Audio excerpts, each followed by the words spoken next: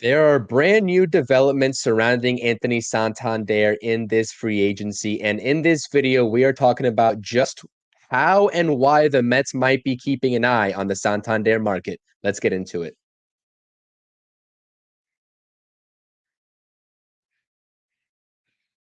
What's up, Mets fans? Welcome back to the channel. It's your boy CP. Welcome back to the True Mets Talk podcast. We are talking about Anthony Santander. This was a big topic of discussion in our live stream last night. It was a late one. Right at midnight, Rob and I were going live. We were talking about all the latest news surrounding the Mets search for increased offensive weaponry from Pete Alonso to Alex Bregman and to Anthony Santander. Before we talk about Santander and the latest report coming from Will Salmon of The Athletic, please do spam those thumbs up buttons on this video. Subscribe to the channel if you are new here, and make sure to comment your thoughts and opinions down below in the comment section, Mets fans. Okay, let's get into it. Per Will Salmon, after Teoscar Hernandez just signed his 3-year, $66 million extension with the Los Angeles Dodgers, the recent report is that Santander is still seeking for a longer term deal than what Hernandez got.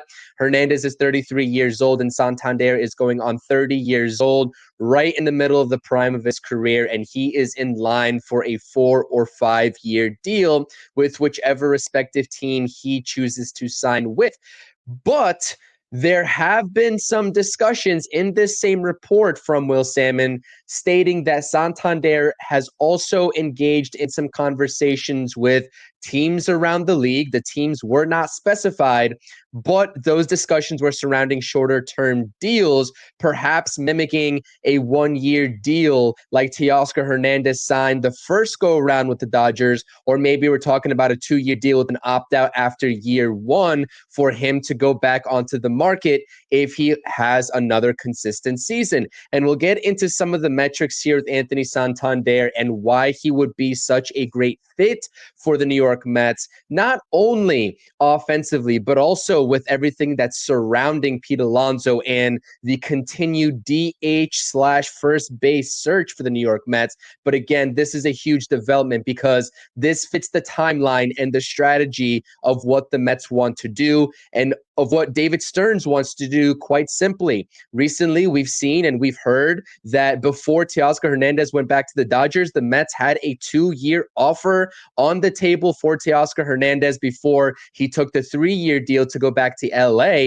Could the New York Mets be listening in on Santander and trying to get him to take a shorter term deal? It would make complete sense given the lack of depth at this point at the DH spot outside of Starling Marte. We know Santander is a switch hitter that plays perfectly and what the Mets are trying to do. And again, Santander has played a little bit of first base in his career, 12 games in 2023, only appeared in 1 game at first base in 2024, but he does possess that capability should worst come to worst with the Pete Alonso sweepstakes and the Mets miss out on Pete Alonso.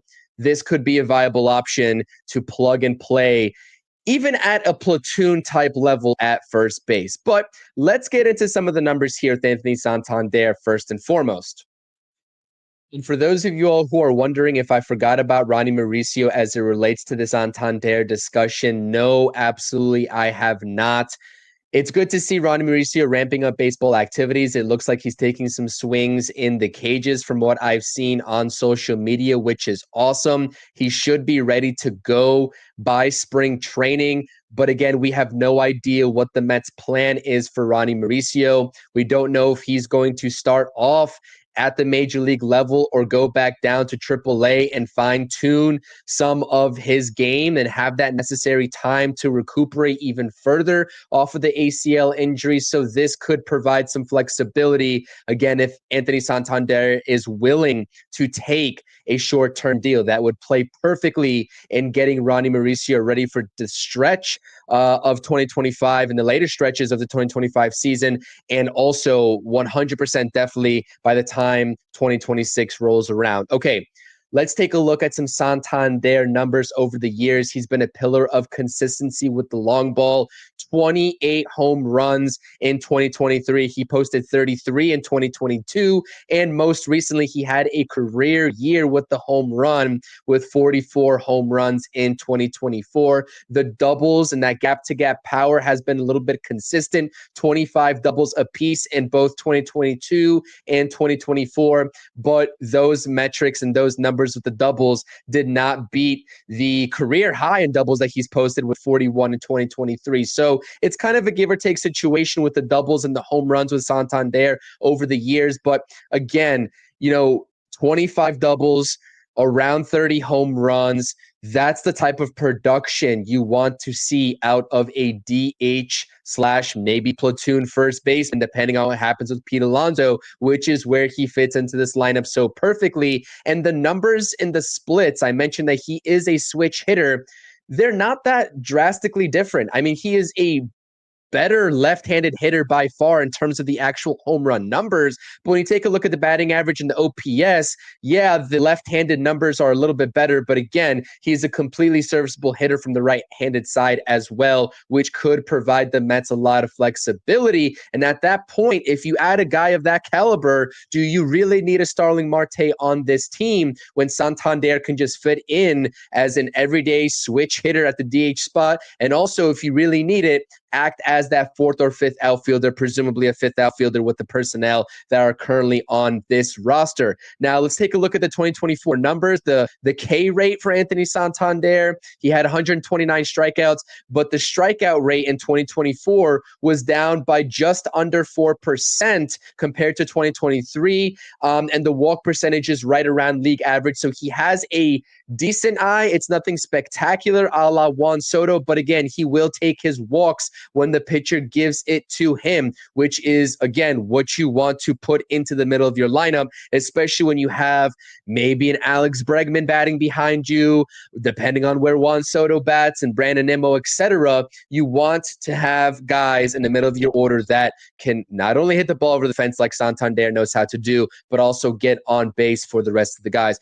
But you know what? The one thing that stood out to me was the numbers in this clutch category late and close. Recently, I talked about Jesse Winker, another lefty DH that we've talked about on this channel that is still on the market. If you're asking me Winker versus Santander, I'm sorry. I know Winker is a fan favorite, but I got to go Santander here.